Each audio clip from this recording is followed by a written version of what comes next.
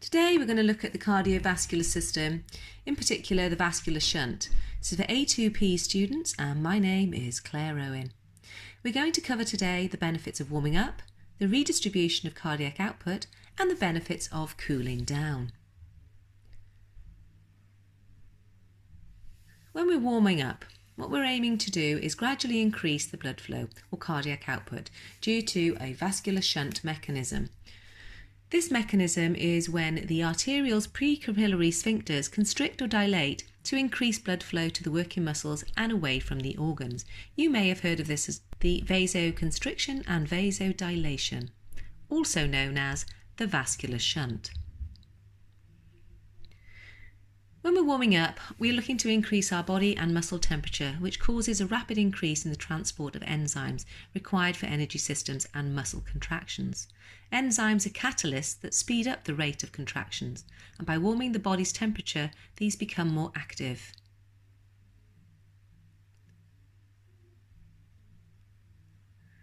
This increase in body and muscle temperature also decreases our blood viscosity, making it less thick, and improves the blood flow to the working muscles. It increases the dissociation of oxygen from hemoglobin in muscle tissue, which enables our body to make use of our oxygen much earlier on when we start to exercise. It decreases the onset of blood lactate accumulation due to the ability to work aerobically much more earlier than we would if we had not carried out a warm-up. Distribution of cardiac output at rest and during exercise.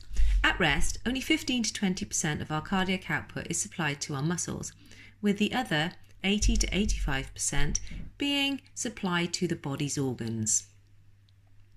However, when we start to exercise, you will see that this is reversed.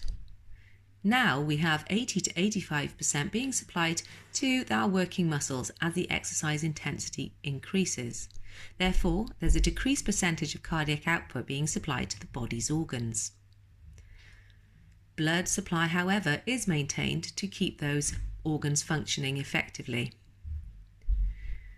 The increased blood supply to the skin surface during lighter work, initially it's redistributed there, but however it's decreased as exercise intensity increases.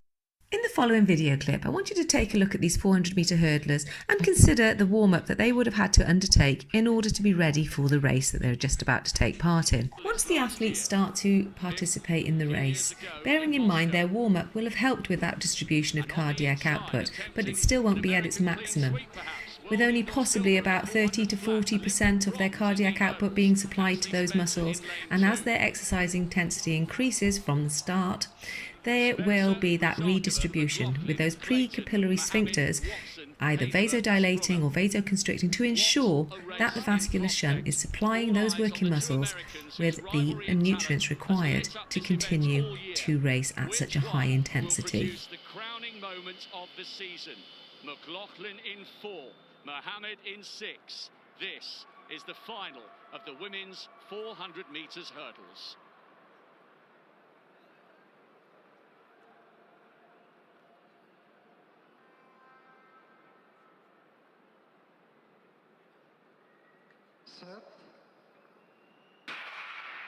What a privilege to be here in Doha and witness a lineup of this quality.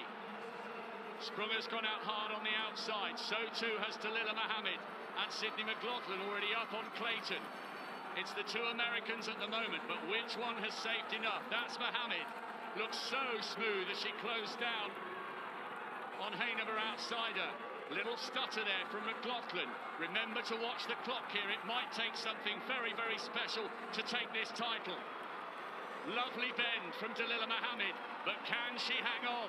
McLaughlin's beginning to close. The Olympic champion, the world record holder, has the edge. Has the youngster got enough in the tank in the closing stages? It's getting tight, but remember, Mohammed's never won this title. Twice she's finished second. Mohammed on the line, and it's a new world record. At last, Dalila Mohammed completes the collection. Twice it's been silver in the World Championships, but this time she completes a glittering career, and in the process she has broken her own world record. What a run from Sydney McLaughlin. She may be the heir apparent, but not quite yet, because this mercurial Olympic champion just keeps on delivering again and again and again. Gold to Mohammed. What? Okay, you can see that those athletes all completed the race. And it's really, really important after completing the race that we continue to distribute the cardiac output effectively. And this is where our cool down will come into it. The benefits of a cool down initially are to keep our metabolic activity elevated, which will gradually decrease the stimulation from the cardiac control centre, gradually decreasing the heart rate and our breathing rate. By continuing to breathe and move, we will maintain a respiratory and our muscle pumps, which will prevent blood pooling in the veins. This in turn will help to maintain our stroke volume by maintaining our venous return. Maintaining blood flow, stroke volume and cardiac output will supply the oxygen that we need to replenish our energy stores and negate the effects of carbon dioxide and lactic acid build-up, making the muscles less acidic. We will keep the capillaries dilated in order to flush the muscles with the oxygenated blood, and ultimately it will speed up the rate of recovery. If you have any questions on this topic, please put your comments in the box below. Don't forget to like, share and subscribe to my YouTube channel for more information to help you with your A-level coursework.